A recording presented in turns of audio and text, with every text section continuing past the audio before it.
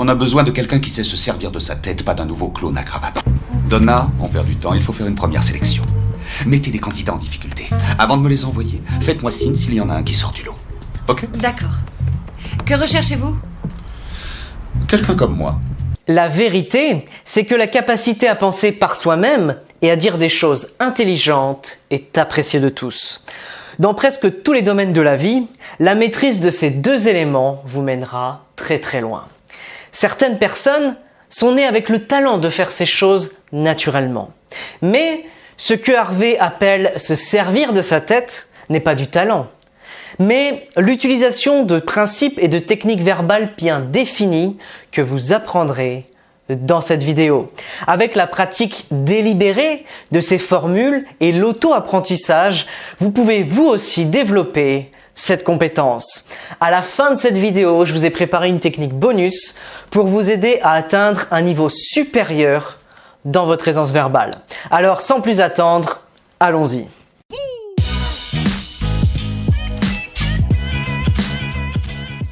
Dans ma formation Répartie Alpha, j'enseigne l'approche accepter et amplifier, très importante pour la self-défense verbale. Cette approche est l'un des moyens les plus efficaces pour écraser facilement et habilement toute attaque verbale ou insulte. Avant d'en parler, voici un exemple tiré de la saison 4, épisode 9, où Harvey sert une assignation à témoigner contre un autre avocat. Vous êtes venu me remettre les dossiers en main propre? Je suis venu vous remettre ceci en main propre. Si c'est une invitation pour votre anniversaire, je suis déjà pris. Dommage, j'avais promis aux enfants de faire venir un clown. Avec la technique accepter et amplifier, vous acceptez toute déclaration, attaque ou insulte faite par l'autre personne et vous êtes d'accord avec elle. Vous allez dans son sens. Ensuite, une fois que vous avez accepté l'attaque de l'autre personne, vous l'amplifiez. Et par accepter, je n'entends pas nécessairement dire oui à voix haute. Dans cet exemple, ça pourrait signifier simplement être d'accord avec les prémices de ce que dit l'autre personne. Dans cet exemple, Harvey joue le jeu avec la déclaration de l'autre avocat, selon laquelle il est trop occupé pour assister à une fête d'anniversaire. Donc Harvey commence par accepter l'attaque en disant « dommage ». Maintenant, pour amplifier ce qu'il vient de dire, il continue à jouer encore le jeu.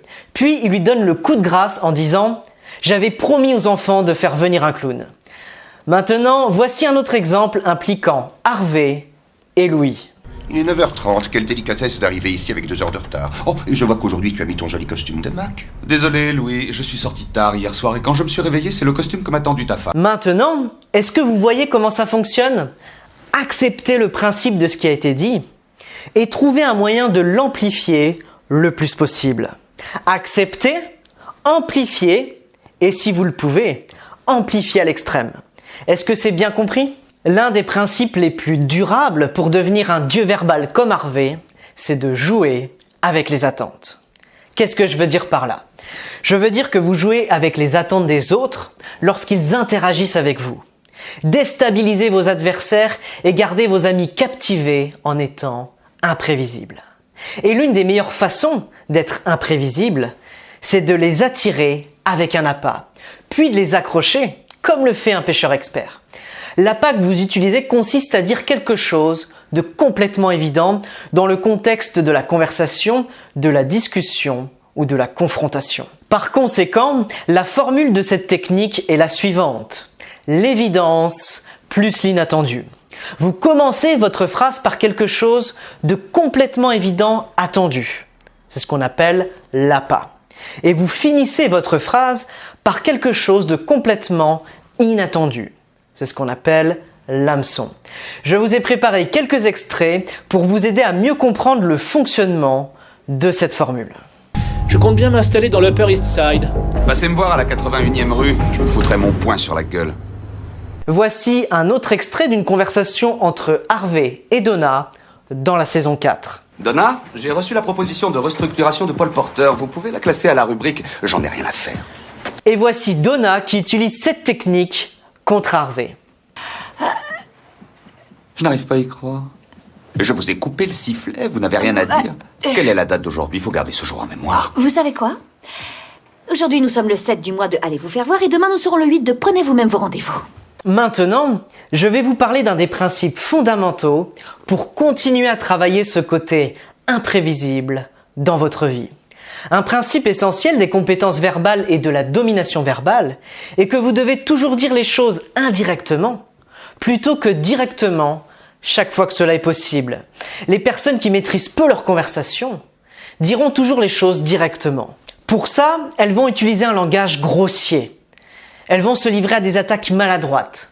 Mais quand vous faites ça, l'autre personne se ferme. Elle met en place des mécanismes de défense. Et vous ne les affectez pas de manière significative avec ce type de langage trop direct. Afin de vous mettre vraiment dans la peau de votre adversaire, vous devez avoir un langage un peu plus élaboré dans la façon dont vous attaquez verbalement une autre personne. Et pour ça, le langage indirect, c'est la clé pour pénétrer dans son cerveau. Regardez cet échange génial après qu'Harvey et Mike aient gagné une affaire. On se lance sur cette affaire demain. Ça veut dire qu'on fait équipe officiellement tous les deux? Je n'enlèverai pas encore tes affaires du manoir Wayne. Non, maintenant vous êtes Batman. Au lieu de dire simplement « Non, nous ne sommes pas encore partenaires », Harvey a dit la même chose d'une manière très différente et indirecte. Sa réponse implique deux choses. Premièrement, il est Batman et Mike n'est que Robin.